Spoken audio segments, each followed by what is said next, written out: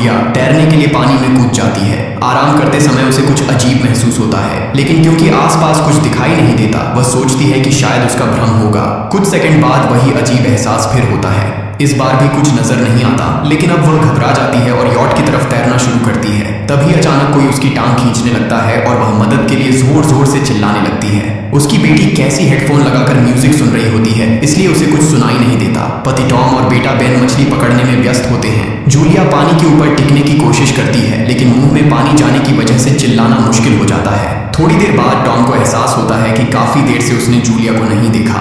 वह यॉट पर उसे ढूंढता है और फिर अपनी पत्नी को खतरे में देख लेता है। वह बच्चों को बुलाता है, यॉट को उस तरफ ले जाता है और पानी में कूद जाता है। जल्दी से जूलिया तक पहुंचकर उसे संभालता है और यॉट की ओर तैरता है। बच्चे दोनों को ऊपर खींच लेते हैं। परिवार जूलिया को संभालता है, लेकिन जूलिया खुद को समझाती है कि शायद लहरों की वजह से ऐसा हुआ होगा।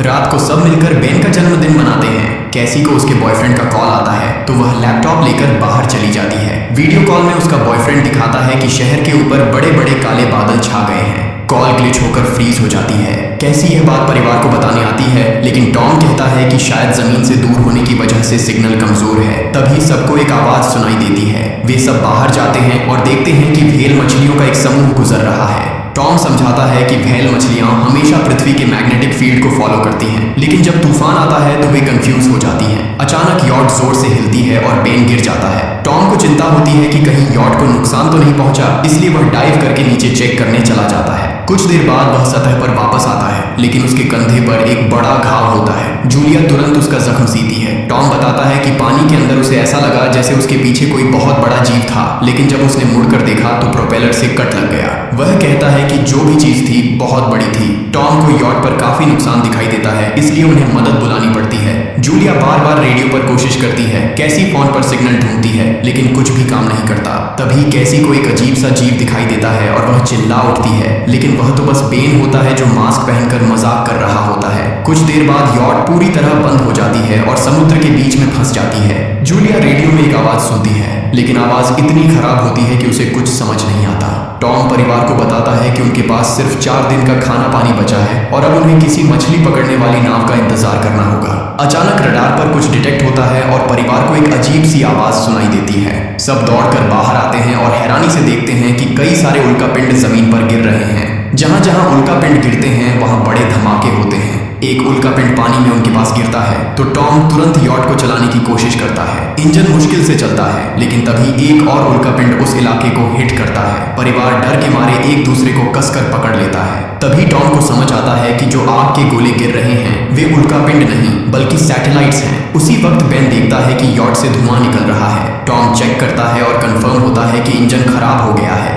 हवा तेज होने लगती है तो फैमिली यॉट के अंदर छुप जाती है, बिना ये नोटिस किए कि कंपास बहुत तेजी से घूम रहा है। यॉट जोर जोर से हिलने लगती है। बेन फिर से गिर जाता है और इस बार उसे चोट भी लग जाती है। लहरें तेजी से यॉट से टकरा रही होती हैं। टॉम स्ट्रगल करके बाहर जाता है और लाइफ जैकेट्स लेकर आता है। तभी पावर चली जाती है। टॉम तुरंत पावर बॉक्स का बटन प्रेस करता है और लाइट वापस आ जाती है। उस वक्त बेन नोटिस करता है कि जूलिया की नाक से खून बह रहा है। जूलिया को चक्कर आने लगते हैं, जबकि कैसी सिंक पर जाकर उल्टी कर देती है। टॉम रेडियो ट्राई करता रहता है पर सिग्नल नहीं मिलता। अचानक एक तेज हाई पिच्ड नॉइज आती है और हवा और भी स्ट्रांग हो जाती है। जूलिया दरवाजे बंद करने की कोशिश करती है, पर एक हैच खुल जाता है और हवा खिड़कियां तोड़ने लगती है। टॉम एक फ्लेयर चलाता है और थोड़ी देर बाद अंधेरा छा जाता है। अगली सुबह फैमिली शॉक में उठती है कि वो स्टॉर्म से बच गए हैं, लेकिन यॉट आधी तबाह हो गई होती है। जब वो बाहर आते हैं तो देखते हैं कि समुद्र का पानी गायब हो गया है और यॉट अब जमीन पर अटकी है। सब ये देखकर शॉक में आ जाते हैं। कैसी सिग्नल चेक करती है पर नेटवर्क बिल्कुल डाउन होता है। बेन 2 मरे हुए केकड़ों से खेलने लगता है। टॉम कंपास चेक करता है और देखता है कि वो उल्टा हो गया है। ये आखिरी बार 7 लाख साल पहले हुआ था। कैसी को लगता है कि उसका बॉयफ्रेंड मर गया होगा और वो टूट जाती है। जब जूलिया उसे समझाने आती है तो कैसी उसे दूर कर देती है और छुपने चली जाती है। जूलिया और टॉम बची हुई सप्लाईज देखते हैं। बेन अपने बर्थडे बलून्स एक पत्थर से बांध देता है ताकि शायद कोई बचा हुआ सर्वाइवर देख ले। टॉम फिर रेडियो ट्राई करता है और इस बार एक आदमी से कनेक्शन हो जाता है। उसका नाम नाव होता है और वो एक सबमरीन का कैप्टन होता है। उसकी सबमरीन भी लैंड पर अटक गई है। वो कंफर्म करता है कि मैग्नेटिक पोल्स रिवर्स हो गए हैं, इसलिए ओशन पीछे हट गया है और जमीन डूब गई है। वो कहता है कि उसने अभी तक और सर्वाइवर्स नहीं देखे और कम्युनिकेशन सिस्टम। मेरे दोस्त इसीलिए कहते हैं आप लोगों को, अगर आपको अपना जीवन बचाने के लिए 1 सेकंड भी बच रहा है तो 1 सेकंड भी जी जान लगाकर अपने जीवन को बचाने की कोशिश करो। जहां तुम निराश होकर बैठते हो वहां कोशिश कर लो, हो सके तो 1 सेकंड में तुम्हारी तकदीर बदल जाए, तुम्हारा बुरा समय खत्म हो जाए। इसलिए कोशिश हमेशा करनी चाहिए, कभी हार नहीं मानना चाहिए। खाली बैठने से कुछ करने में ही फायदा होता है मेरे दोस्त।